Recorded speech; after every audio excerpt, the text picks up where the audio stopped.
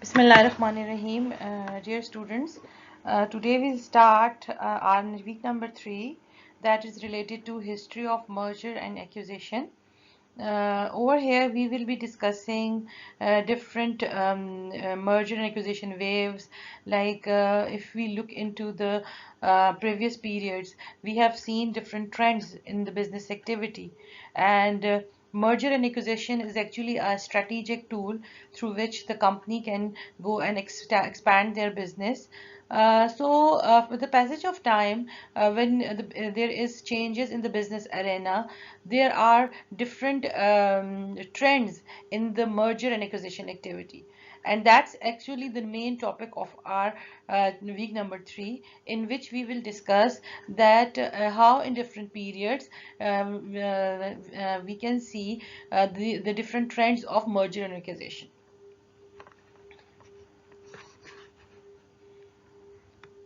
Now, starting with historical overview of merger and acquisition, like what are the major aspects behind major activities regarding merger and acquisition, and what type of scenarios or what type of business environment would lead to merger and acquisition activity. Because as you have studied business cycles, so business cycles are actually ups and downs in the business activity.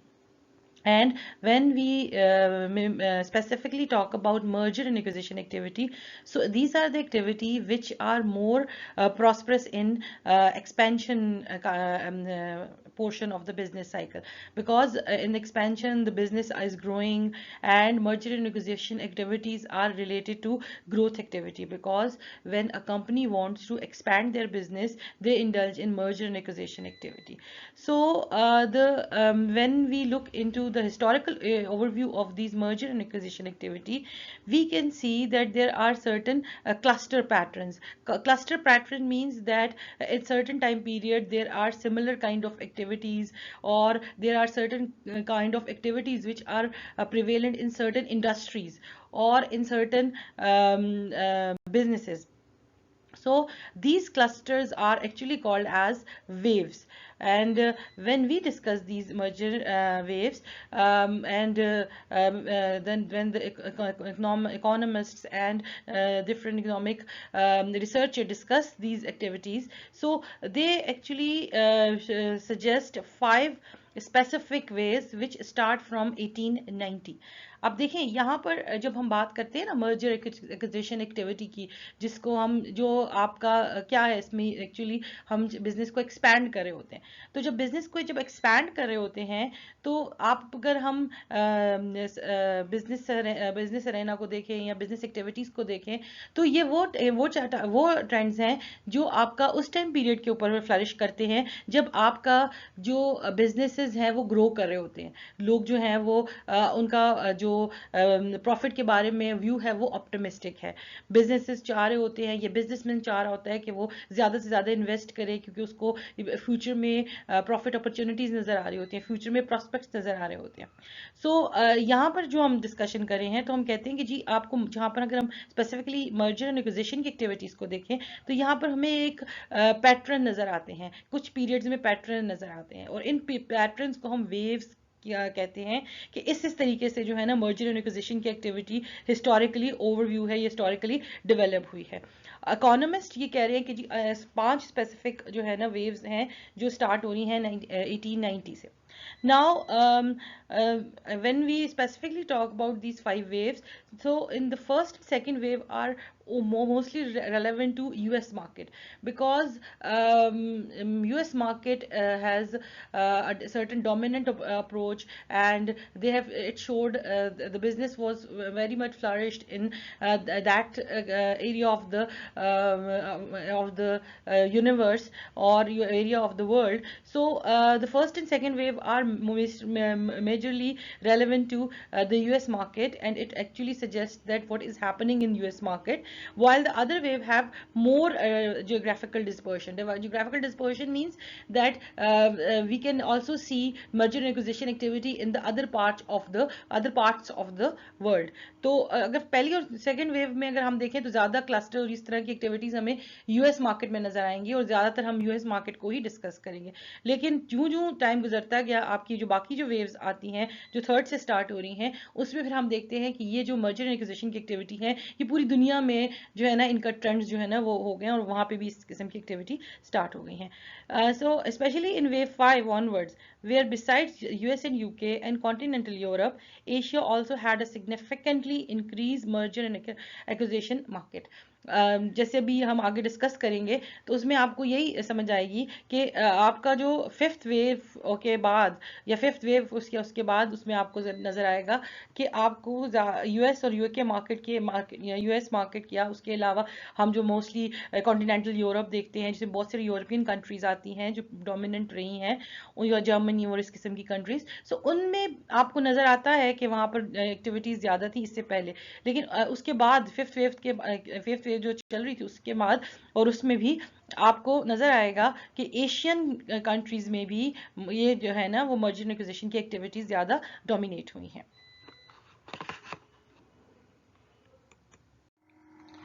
Now, starting with wave number 1, and it started from 1893 to 1904, but we cannot say these are the specific years. You can see in different researches, in different books, different years, but the major time period is from from start of 1892 at the very start of 1900.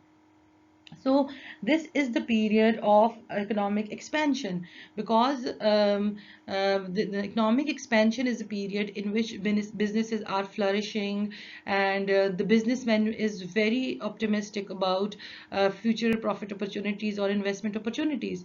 So they start investing more and more in different businesses to gain more profit, which leads to the growth of the economy, and there is aggregate growth in the economy.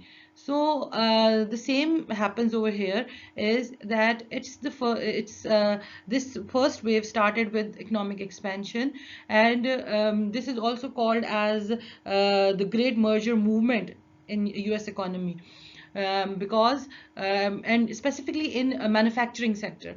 As we have studied in the previous slides, that the first and second wave particularly is related to US economy.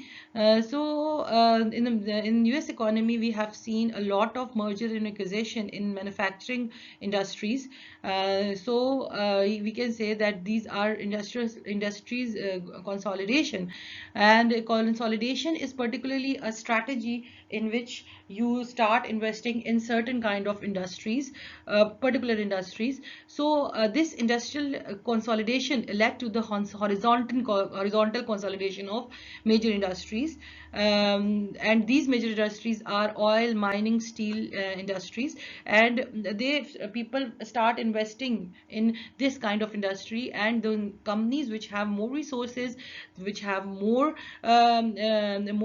finances, they'll start taking over smaller companies, and which leads to the monopolies of this certain kind of businesses, because these were horizontal mergers.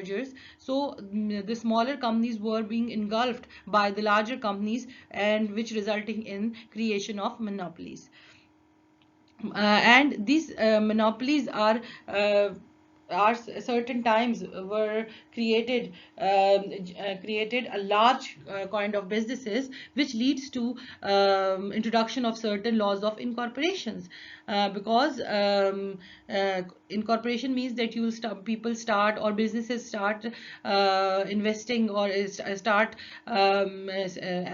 their corporation type of businesses. And obviously when you start corporation setup, you have the government has to introduce certain rules which can lead to incorporation of different companies, because these large businesses want to generate more and more finances, and corporation type of business is the business which help them to generate more and more of resources.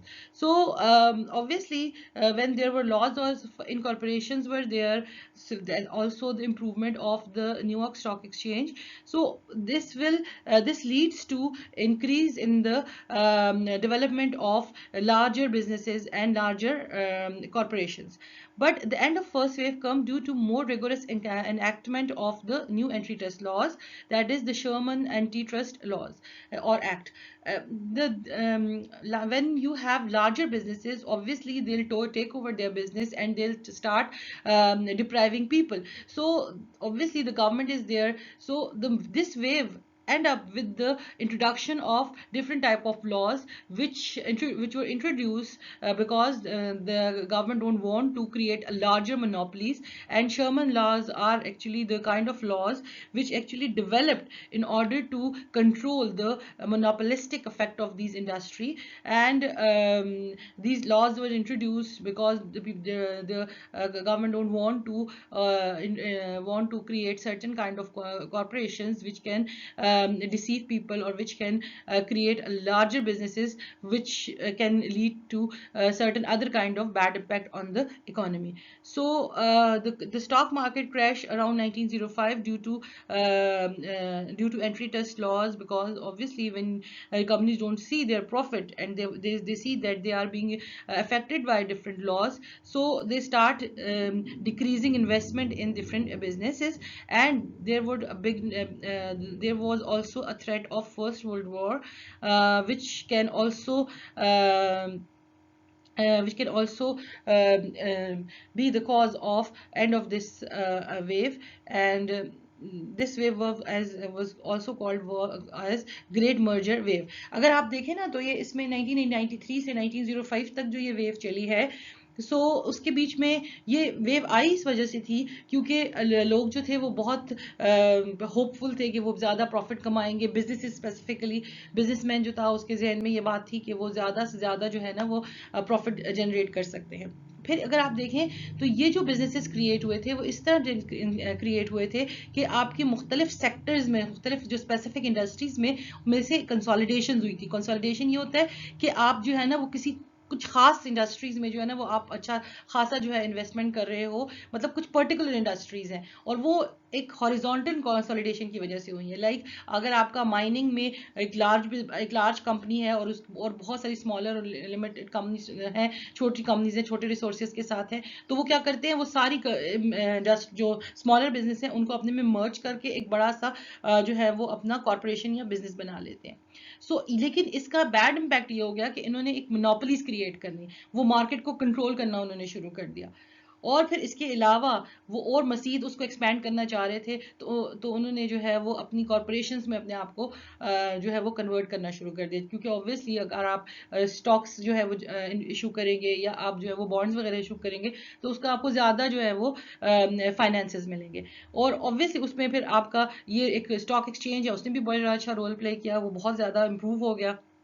लेकिन ये जो wave थी जब and इस तरह हुई थी क्योंकि एक जो है वो गवर्नमेंट को थ्रेट हो गया था कि जो लार्जर मोनोपोलीज क्रिएट हो गई हैं ये आपको जो है ना मार्केट को बहुत ज़्यादा डोमिनेट करना शुरू कर दिया था कर दिया था उस टाइम पे. तो उन्होंने शर्मन लॉज या एंटी ट्रस्ट लॉज इंट्रोड्यूस कराए जिसमें आप बहुत लार्जर मोनोपोलीज क्रिएट नहीं कर सकते. उनको कंट्रोल करने के लिए उन्होंने मुख्तलिफ किस्म के लॉज इंट्रोड्यूस करवाए.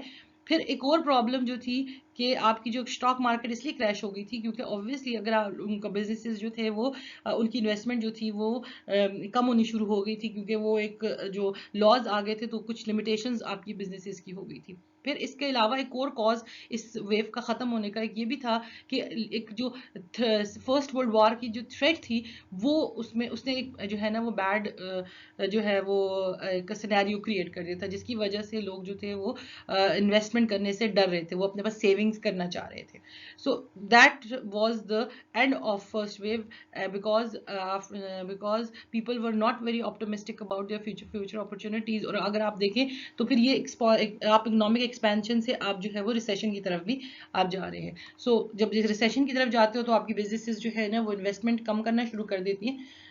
तो यही वजह होती है कि फिर आपका एक जो बिजनेस का एक एटमॉस्फेयर होता है वो थोड़ा वो हो जाता है, एक पेसिमिस्टिक हो जाता है। बिजनेसेस जो है वो ये फील करते हैं कि अगर अगर इन्वेस्टमेंट करेंगे तो वो डूब जाएगी। सो यही टाइम था जब आपकी फर्स्ट वेव जो थी वो खत्म हो गई थी। Now wave number second, as we have discussed that the first wave ended around about in 1904 due to First World War. So the second merger wave was started in 1910, where the primary focus of merger activities was in the food, paper, printing, and iron industry. But the wave was significantly smaller in magnitude than the first wave, where the first wave exceeded more than 15% of the total asset in the US market. The second wave had an impact of less than 10%. And the second wave followed after the First World War in the times of economic recovery, and increased concern was about monopoly power as opposed to the first wave. This wave characterized itself as the creation of oligopolies, in which a few companies joined together in order to create a kind of a monopoly. But this is not a monopoly; it is an oligopoly. So at the end of the wave, industries were no longer dominated by one large corporation, but rather by two or more, especially small companies which survived the previous wave were active on the merger and acquisition market. So the objective of these companies was to gain economies of scale so that they were better equipped against the power of previous monopolists. So logic behind the emergence of oligopolies is the merged companies of the previous wave were faced with restricted resources due to the previous crisis and greater enforcement of antitrust laws, especially the Sherman laws. So similar to the first wave, it was actually a friendly kind of activity, and there were no hostile acquisition or merger acquisition. So the friendly characteristic of the deal, but the prevalent source of financing switched from cash to equity. So the end of the second wave was caused by the market crash of 1929, which started the period of Great Depression, which led to the worldwide depression in the following year. So that in roundabout after 1930, there was a period of Great Depression in the whole world, and there was extreme deflation in the market. But that was the period in which there were conflict between the countries, and later on that also developed different other adverse kind of activities. So this is the period in which the period is called as the Great Depression. And this period, before this period, the second wave actually ended up in 1929.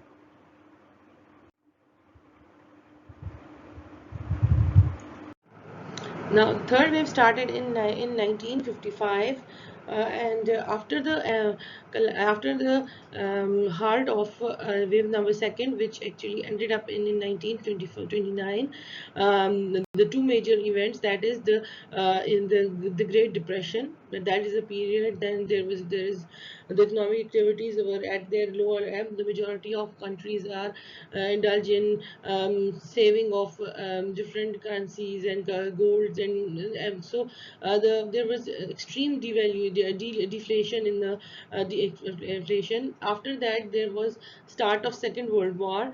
That is also a period of great distress, in which majority of activities were related to war and war weapon generation, etc.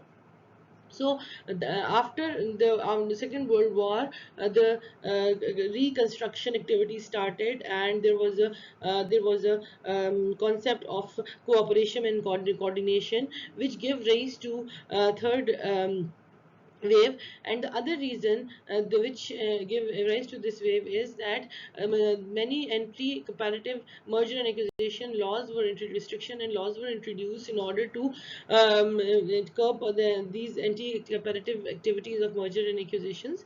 And and as we have studied that in the first and the second wave, the majority of collaboration and merger activities, our merger and acquisition activities were related to the vertical and horizontal integration in the same industries. But this wave give rise to the concept of diversification, and diversification is the type of activities in which the companies were involved in collaboration or indulge and or developing a portfolio of businesses in different industries. So that concept were evolved in this period. Secondly, the major source of financing was equity, because of the strengthening of your capital market or creation in the capital markets.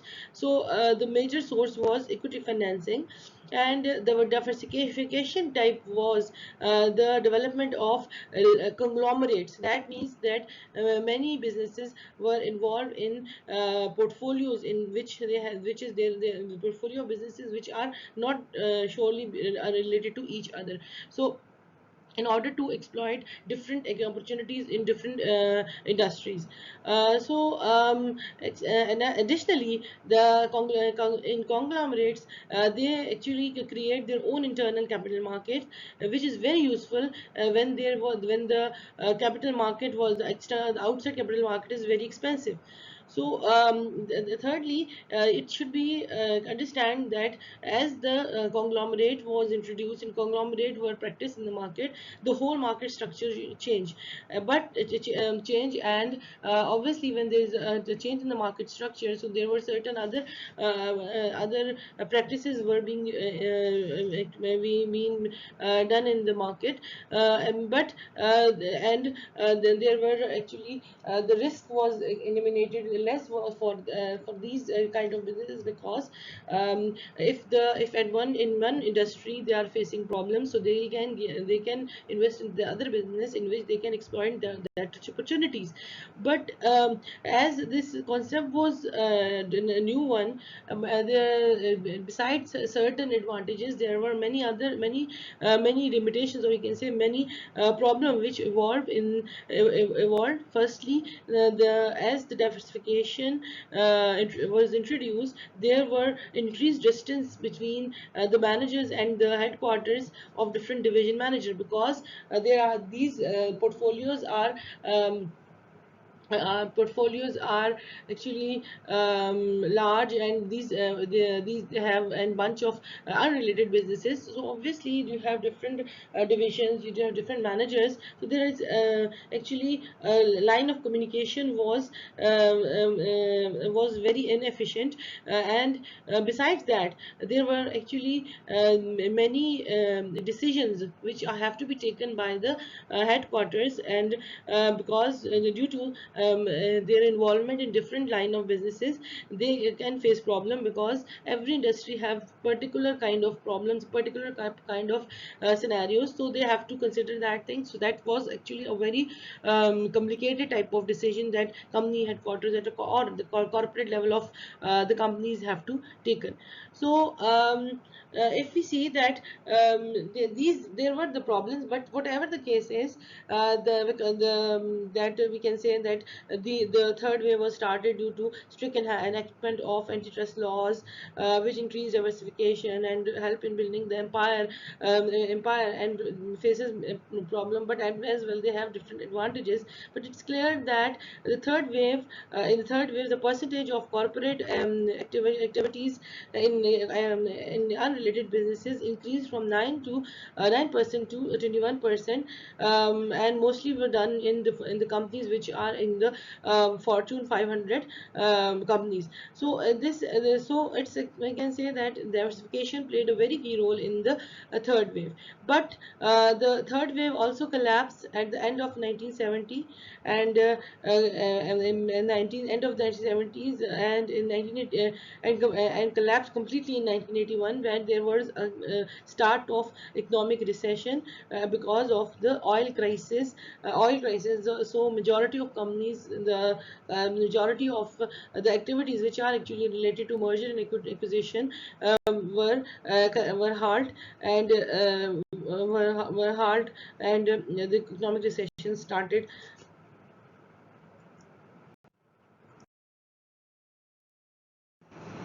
After the close of wave 3, which almost ended up in 1979 due to oil crisis and certain economic distress situations, the fourth wave started in 1984 and almost in 1980.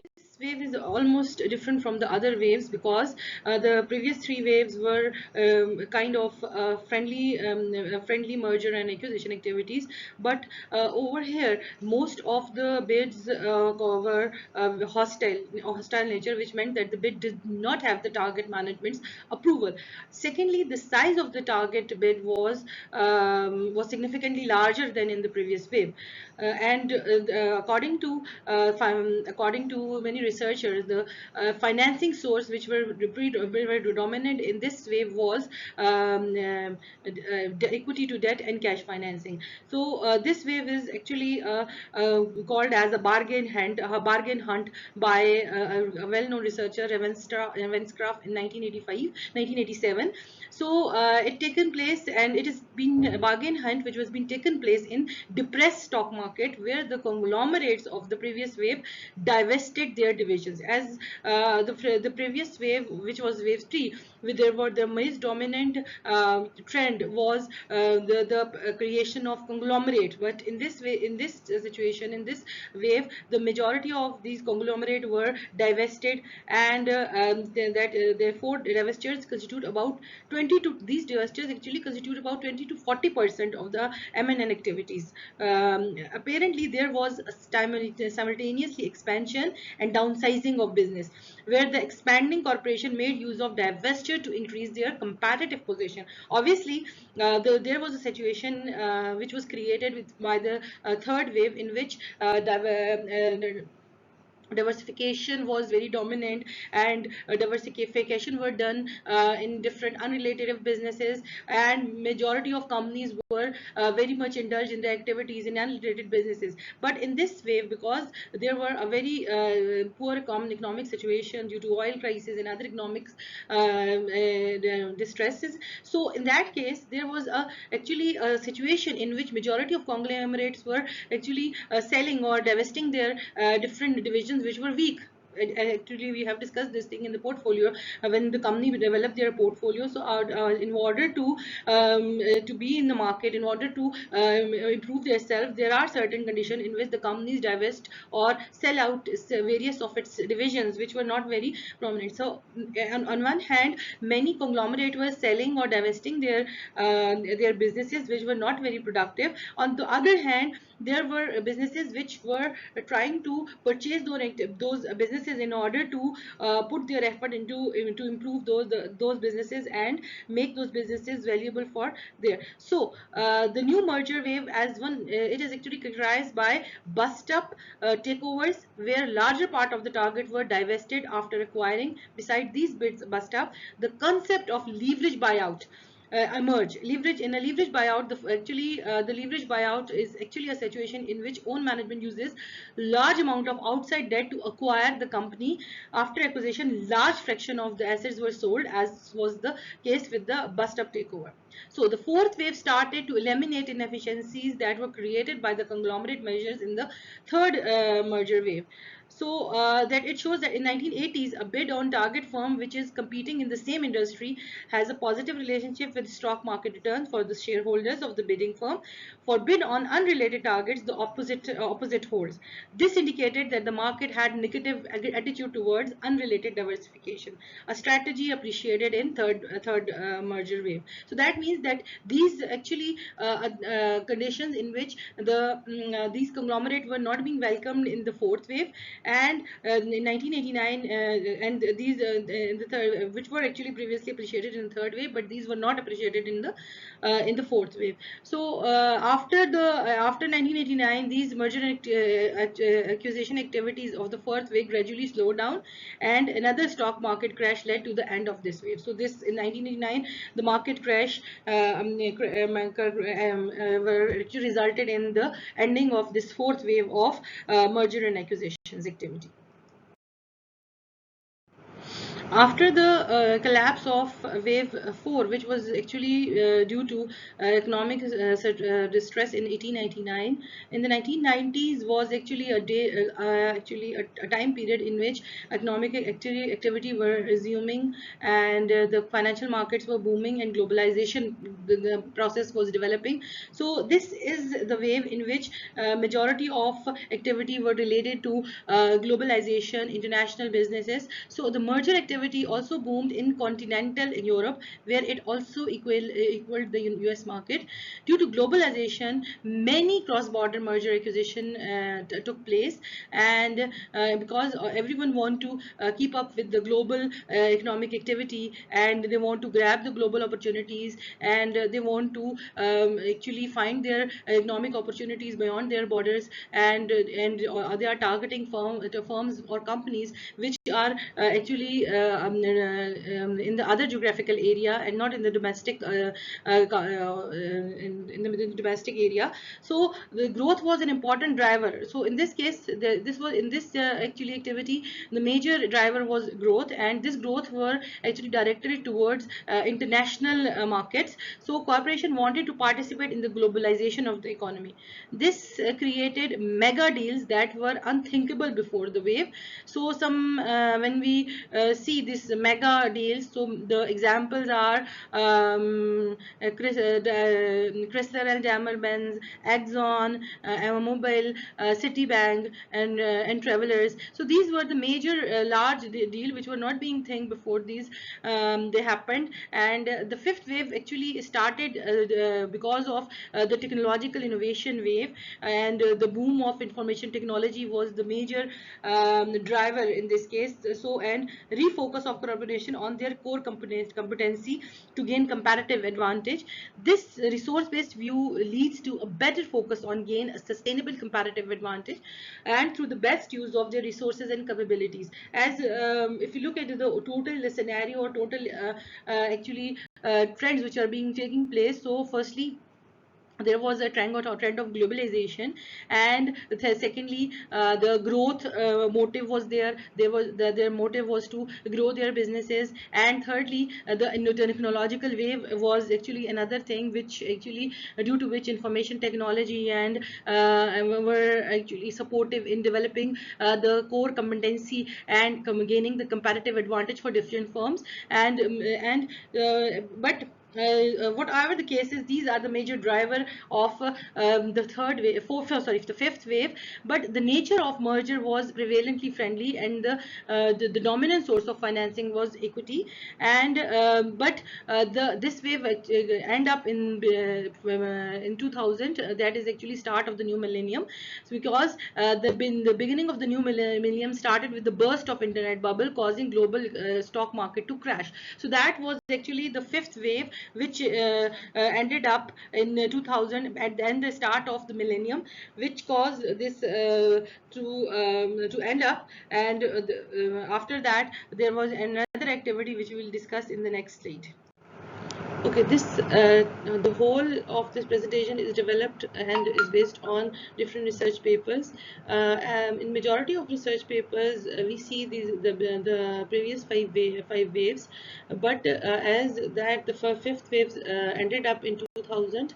There are actually other waves. There are certain activities which occur beyond that time period. So I searched other latest research papers, and I found that there are two other waves after that, the sixth and the seventh wave. So as this sixth wave started in the new millennium, because due to millennium bug and other different activities, this the fifth wave was halted.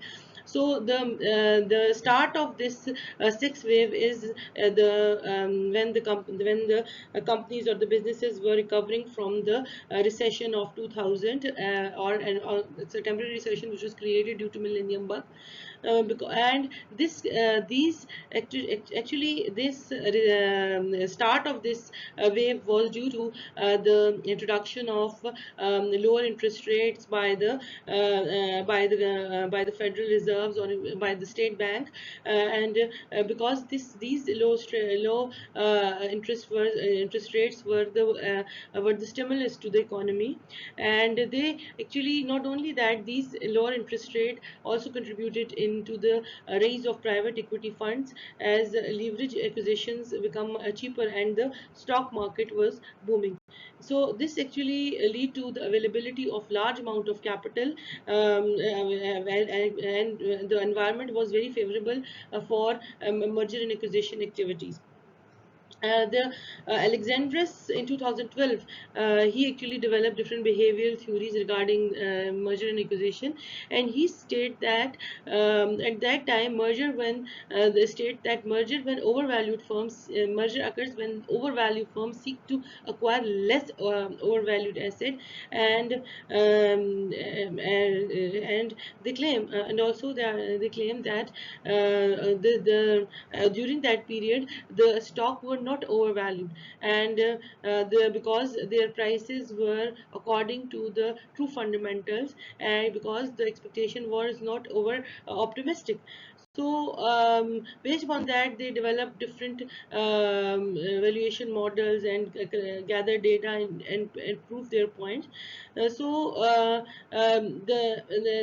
we can rightly say that the most important reason of the development of this wave, the sixth wave, was the availability of large amount of liquidity available at that time.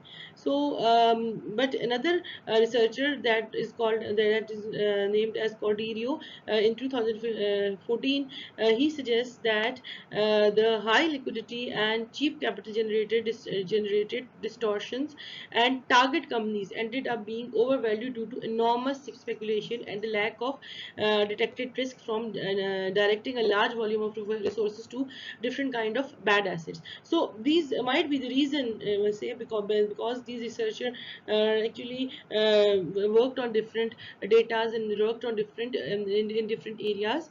But whatever the case is, they were actually both agreed on this point that this wave ended up in 2007, because investors and corporate managers start becoming very much skeptical of the different mortgage-backed securities and obviously the credit market. So in because too much capital was taken out and too much investment were being done.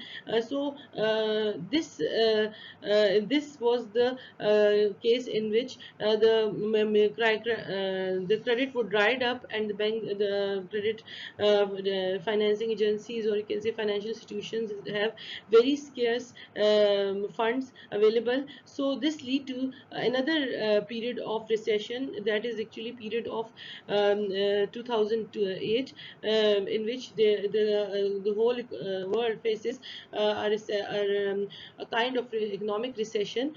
So obviously this halted the activities of sixth wave. The sixth wave ended up in 2008 due to a recession.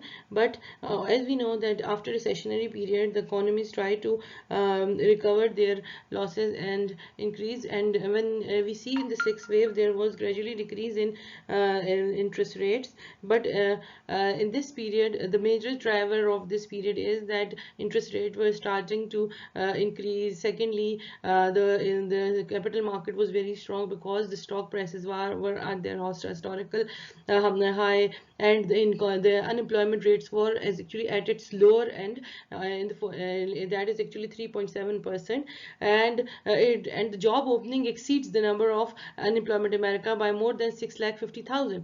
So if we look at the Deloitte reports of merger and acquisition trends in 2018, 2017, it states that the companies or corporations are spending more on firepowers. Companies say that their cash level has actually increased, and the merger and acquisition activity remains the number one intention use of these funds.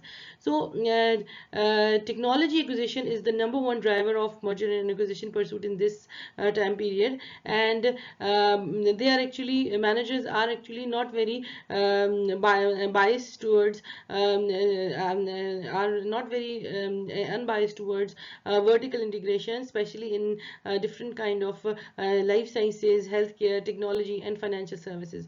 um, and according to New York Times, there was a fear of the Silicon Valley's fear that growing ambitious helped to drive a record run of merger acquisition activities with more than $2.5 trillion mergers announced during the first half of 2018. In addition to 4 of the 10 biggest deals done during that period, were made in part to fend off competition from the largest technologies companies, as the value of acquisition announced during the first half of 2000 increased 1861% from the same time in 2017. So companies are turning to merger and acquisition in order to capture greater market share and change their business models in order to battle companies such as Netflix, Amazon, and other technological companies who are currently trying to enter new industries. Along the same lines, a number of large deals have been in the media and healthcare industry as well, industries that are having to battle technology and encroachment upon their territories. Large media firms are now having to compete with companies like Netflix by owning both their content and the platform on which it is provided. And healthcare companies must respond to the companies like Amazon who are trying to enter the healthcare business. So there are continuous war going on, and competition is there. Every company try to grab the market share. So this wave is now in its continuous process, and it is actually in a continuous thing. So this wave is the current wave, or wave of merger and acquisition, is seventh wave, which is now continuing, and continue till any other recession will start. Now, as we have gone through merger and acquisition activity and the historical evaluation of merger and acquisition activity over in different areas and in the whole world, but if we look at these kind of activities in Pakistan, so we can see the merger and acquisition activity being practiced in this mostly the same industry that are actually called as horizontal mergers. And if you look into the details, so they are all mostly confined to the multinational firms. But now different financial sectors have practiced this thing, this phenomena, as we can see different merger and different activities in leasing and Modarba companies, as in July 2002, Security Leasing Corporation Limited announced proposed merger with Lease Park Limited. And because there is a large paid up capital requirement for banks and leasing companies, and so these amalgamation in these two sectors is eminent, and already there are many reports that we can see that these leasing companies are practicing merger and acquisition. Apart from that, insurance sector also is has also may follow pursuit in order to meet minimum capital adequacy requirement. But as the textile sector, which is actually handles almost 60% of Pakistan's exports, it's very beneficial for this sector to practice merger and acquisition activities. And there are in case of leasing corporation, National Development Leasing Corporation announced merger with IFIC Bank, which is a Bangladesh bank. And recently there has been a proliferation of merger and acquisition activity in pharmaceutical industry as well, because these are multinational companies. Boots, a UK company, merged with Besef, a German company, and Welcome Pharmaceutical, a UK based company, merged with Glaxo Pharmaceutical. SK&F with Beecham and Knoll Pharmaceutical Limited announced amalgamation with Abbott Laboratories Limited. So there are activities being this activity is being practiced in Pakistan, but still the many this has to be there has there this kind of activity should be accelerated, and should be practiced in different sectors and industries, because there are many sick units in the Pakistan, and it's a very big problem for Pakistan. So these can be these sick units can be merged with good productive units where feasible, like for example corporate industrial restructuring corporation, that is CIRC, can be a great help in this kind of activity. And because a substantial tech transaction can be availed which allows accumulation losses of sick industrial units to be set off against acquirer's income in the year of acquisition and 2 years follows. So this if the companies high productive companies merge with sick units, say they'll get this tax advantage as well. So this kind of activities should be practiced in Pakistan in order to get the benefit of efficiencies of this kind of activities.